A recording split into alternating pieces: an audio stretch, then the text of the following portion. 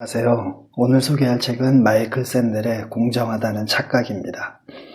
세부적인 내용의 옳고 그름을 떠나 개인적으로는 154회에서 소개한 샌델의 정의란 무엇인가를 매우 높게 평가합니다.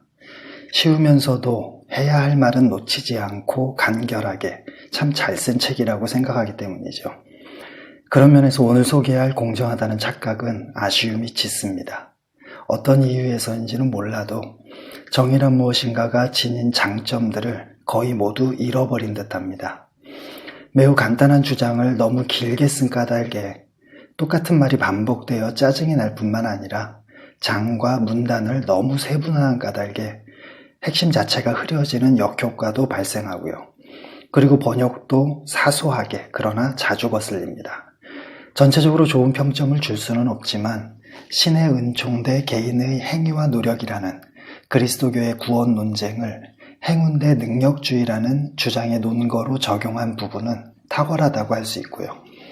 핵심 내용은 5장과 7장 정도입니다. 그리고 샌델보다 4년 앞선 2016년에 출간된 로버트 프랭크의 실력과 노력으로 성공했다는 당신에게의 내용이 샌델의 이 책과 거의 비슷하니 참고하실 분은 참고하세요. 이 책의 화두는 현대사회의 특징인 능력주의에 대한 재검토입니다.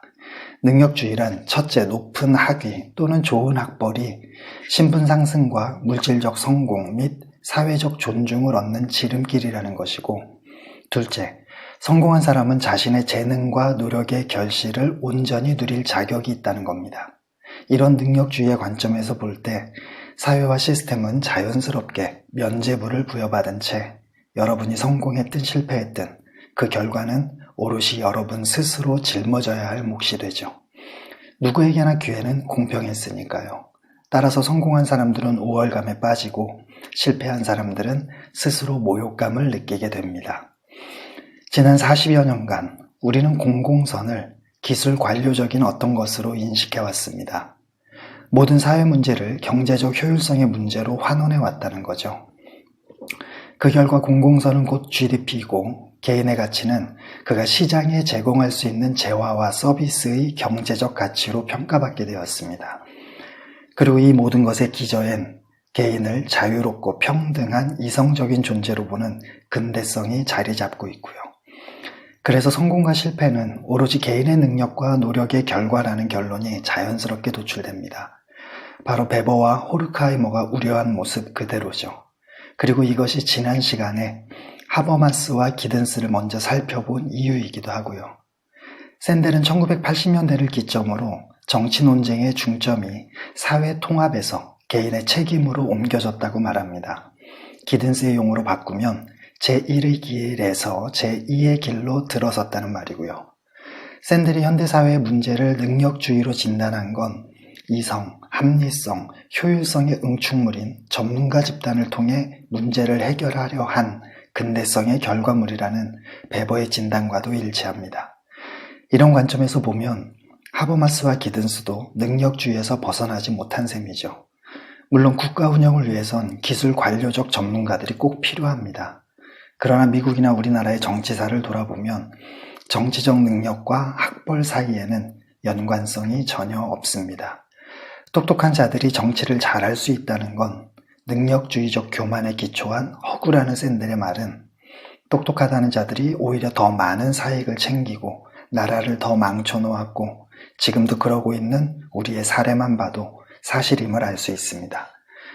본질상 학벌주의와 연결될 수밖에 없는 시장 경제 및 능력주의 사회에서 승자는 자신만의 탁월한 재능과 노력으로 지금의 자리에 올랐다고 생각하고 그래서 그 자리가 제공하는 모든 보상의 열매를 오롯이 홀로 누릴 자격이 있다고 믿습니다. 그러나 샌델은 두 가지 측면에서 그렇지 않다고 말하죠. 첫째는 재능의 우연성이고 둘째는 사회의 우연성입니다. 우리 각자의 타고난 재능은 우리가 어머니 뱃속에서 스스로 노력해서 만든 것이 아니고 그 재능을 후하게 보상해주는 사회에 태어난 것도 개인이 노력한 결과가 아니라 행운의 결과라는 겁니다. 그렇다면 남은 건 노력뿐인데 그조차도 앞선 두 가지의 우연적인 차이 때문에 모든 분야에서 훨씬 더 많이 노력함에도 불구하고 훨씬 더 적은 보상을 받는 사람들이 수두룩한 현실을 보면 당당히 내세우기가 어렵고요. 나아가 시장경제사회에서의 성공과 실패라는 경제적 영역에 가치라는 윤리적 기준을 개입시키는 것도 옳지 않습니다. 범주 자체가 다를 뿐만 아니라 한 개인의 온전한 가치는 경제적 측면으로만 환원시키기엔 너무도 크고 다양하며 시장경제사회에서 성공했다는 건 결국엔 사람들의 욕구와 욕망을 충족시켰다는 의미, 그 이상도 그 이하도 아니기 때문이죠. 마약 판매, 도박 사이트 운영, 전화금융사기, 자극적인 콘텐츠의 유튜브나 웹툰, 게임 개발 등을 통해 큰 돈과 성공을 거둔 사람은 많습니다. 하지만 그들에게 사회 전체를 위해 가치 있는 일을 했다고 말할 수는 없듯이 말이죠. 이런 능력주의의 폐해가 수십 년 동안 곪다가 터진 사건이 바로 2016년 도널드 트럼프의 대통령 당선이라고 샌델은 지적합니다. 왜 미국의 노동계급은 자신들의 복지를 신경 쓰는 진보 진영인 민주당 대신 보수 진영인 공화당의 표를 몰아주었을까요? 미국 노동계급의 분노는 단지 임금과 일자리만이 아니라 사회적인 인정 또는 존중과도 관련되어 있다는 게 샌델의 분석입니다. 이것은 어떤 것이든 최종적인 결과는 인간의 의도적인 행위와 의도되지 않은 우연성의 복합물이라고 지적한 기든스의 분석과도 통하고요. 개인의 행위는 언제나 그 개인이 살아가는 사회 문화 속에서 특정한 의미와 가치를 부여받을 때 최종적으로 완성된다는 뜻입니다. 경제적 어려움은 단지 불편할 뿐입니다. 노동계급이나 사회적 약자 또는 노년층이 불행을 느끼고 분노하게 되는 진짜 원인은 그들의 존재 자체와 관련된 인간으로서의 존엄성과 그들이 하는 일의 가치가 폄하되거나 부정되기 때문입니다. 사회발전과 공공선의 쓸모없는 존재로 낙인 찍힘으로써 삶을 지탱해주는 자존감과 존재 가치가 진뭉개졌기 때문이죠. 자살하는 이유도 마찬가지입니다. 물질적 빈곤이 아무리 심하다고 해도 앞으로 나아지리라는 희망, 그리고 주변 사람들과 사회가 자신을 필요로 하고 주변 사람들과 사회를 위해 자기 자신만이 할 수 있는 일이 있다는 사회적 인정만 있다면 몇 년이고 그것도 즐겁게 견딜 수 있습니다. 그런데 정치인들과 전문가들과 지식인들이 바로 이 점을 놓치고 있었던 거죠. 사람들이 원하는 것은 사회의 공공선에 이바지할 수 있는 기회를 제공해 달라는 것뿐입니다. 경제적 도움의 손길이 아니라 사회는 여전히 그들이 필요하니 부디 사회를 위해 가치 있는 일을 계속해달라는 부탁의 손길뿐입니다. 이것을 샌델은 기회의 평등과 그 정반대인 결과의 평등, 양극단 사이에 있는 조건의 평등이라고 표현합니다. 사회적 인정을 받으며 맡은 바 일에서 역량을 발휘하고 문화와 공적 문제에 대한 논의를 공유할 수 있게 해서 사회적으로나 경제적으로 성공하지 못한 사람들도 존엄한 삶을 살 수 있게 하자는 거죠. 샌델이 제시하는 결론이자 해결책은 아리스토텔레스의 실천적 지혜와 시민적 덕성의 부활입니다. 지금식으로 말하면 냉철한 이성과 뜨거운 가슴이라고 할 수 있죠. 특히 시민적 덕성은 개인이 얻은 사회적 명성과 성공이 행운의 결과임을 인정할 때 갖게 되는 겸손함을 의미합니다. 우연성은 겸손을 수반해서 자기 자신과 주변을 둘러보게 하기 때문이죠. 이것이 일상생활에서 범사에 감사할 수 있는 원동력이기도 합니다. 내가 북한이 아니라 대한민국에 태어난 것, 뼈대 있는 가문도 아닌데 다행히 조선시대가 아니라 지금 태어난 것, 사지 멀쩡하게 태어나 보고 싶고 먹고 싶고 듣고 싶고 가고 싶은 모든 걸 할 수 있는 것, 우주와 자연과 인간과 마음의 신비에 관해 많은 부분이 밝혀진 지금 시대에 태어나 궁금증의 많은 부분을 충족시킬 수 있다는 것 등을 생각해보면 무엇 하나 나만의 노력으로 말미암은 게 하나도 없습니다. 그런데도 모두 누릴 수 있음에 어찌 감사하지 않을 수 있겠습니까? 이런 감사함은 산속에 들어가 돌을 닦아야 얻을 수 있는 것도 해박한 지식을 가져야 가능한 것도 아닙니다. 그저 일상의 모든 부분에서 당연하다는 생각을 없애기만 하면 됩니다. 치통과 급성장염을 겪어보면 가장 단순하고 당연하다고 생각했던 그동안 음식을 씹고 소화해온 내 몸이 그렇게 고마울 수가 없습니다. 부모와 형제자매가 갑자기 세상을 떠나면 그들과 티격태격했던 다툼까지도 그리운 추억이 되죠. 갑작스럽게 정전이 발생하거나 인터넷이 먹통이 되면 일상 자체가 정지되면서 비로소 그것들의 소중함을 절감하게 되고요. 이런 감사함 위에서 목표를 세우고 정진하라는 것이 롤스와 샌델이 하고 싶었던 말일 겁니다. 여하튼 우리의 재능이, 그리고 지금 사회가 우리의 재능을 필요로 하는 것이 개인이 노력한 결과가 아니라면 거기에서 비롯된 혜택을 온전히 홀로 누릴 자격이 있다고 말하는 건 자만이 됩니다.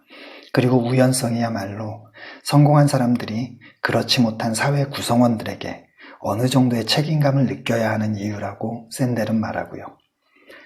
끝으로 샌델이 6장에서 대학 입학을 제비뽑기로 하는 게 어떻겠냐고 제안한 부분에 대해 개인적인 생각을 덧붙이고 싶습니다. 우리나라에서도 수능 점수는 집안의 경제적 배경과 비례합니다. 그래서 지방 학생들을 위해 내신을 대폭 확대했죠. 비록 교사들의 의식과 수준에 비해 너무 많은 권한을 준 결과 발생하는 문제들, 그리고 학교 시험만 잘 치르면 된다는 아니란 생각에 학생들의 지적 수준이 크게 하락했다는 문제점이 있긴 해도 여기까지는 어떻게든 받아들일 수 있습니다. 그러나 수시 전형을 거의 분쇄기 수준으로 잘게 나눠놓는 바람에 애초에 수시를 확대한 목적이 무엇이었는지 아무도 모르는 상태가 되었다는 것. 미국의 사회 풍토와 전혀 다른 우리 사회에 미국의 봉사활동 제도를 그대로 가져와 무작정 시행하고 있다는 것. 그리고 특히 교과서 외의 독서에 대한 평가를 완전히 없애버렸다는 것이 가장 안타까운 부분이라고 생각합니다. 우리 사회의 가장 큰 문제로 경쟁을 꼽습니다. 대학 입학이 성적으로 결정되는 한 경쟁은 어쩔 수 없습니다. 그렇다면 거꾸로 생각해보죠. 가장 단순하게 생각해서 성적에 근거한 평가 방식을 없애면 경쟁도 크게 줄어들지 않을까요? 그러면 대학 입학의 기준을 무엇으로 삼을 거냐는 문제가 발생하겠죠. 그에 관해선 독일의 교육 시스템이 바람직해 보입니다. 그리고 그와 비슷할 수도 있는 개인적인 생각으로는 샌델의 제비 뽑기보다는 대학 입학을 10명 이하의 집단 면접으로만 평가하는 것이 조금 더 가능성이 있지 않을까 싶고요. 면접 과목은 문과와 이과에 맞춘 고교 교과과정 50%, 그리고 대학에서 공부할 희망학과 관련 독서 50%로 구분한 후 취업 면접처럼 예를 들어 각각 30분에서 1시간 정도 몇 가지 공통된 주제를 주어 토론을 시키고 면접관은 공개된 평가 항목에 따라 평가하는 겁니다. 면접 시간, 면접 장소, 면접 일정 조율, 면접관 수급 등에 따르는 비용, 평가의 수준 등 많은 문제가 있겠지만 의지만 있다면 충분히 해결 가능하다고 생각합니다. 대학이 정말로 입학 후의 수학 능력을 가장 우선시한다면 고려해 볼 수도 있지 않을까요? 그러면 자연스럽게 고등학교의 중간과 기말고사가 폐지될 테고 수업도 토론 수업으로 바뀔 수밖에 없으며 그러는 사이 많은 학생이 교과과정뿐만 아니라 진로를 희망하는 학과 관련 책들도 읽으면서 스스로 자기만의 생각을 하고 조리 있게 말하는 능력도 갖출 수밖에 없을 테고 요즘 문제가 되는 문해력 저하도 해결될 테고요. 실현 가능성이 거의 없지만 우리 교육제도가 하도 답답해서 하는 말입니다. 고생하셨습니다. 다음 시간엔 경제 분야의 첫 번째 순서로 로버트 하일브러너의 세속의 철학자들로 찾아뵙겠습니다.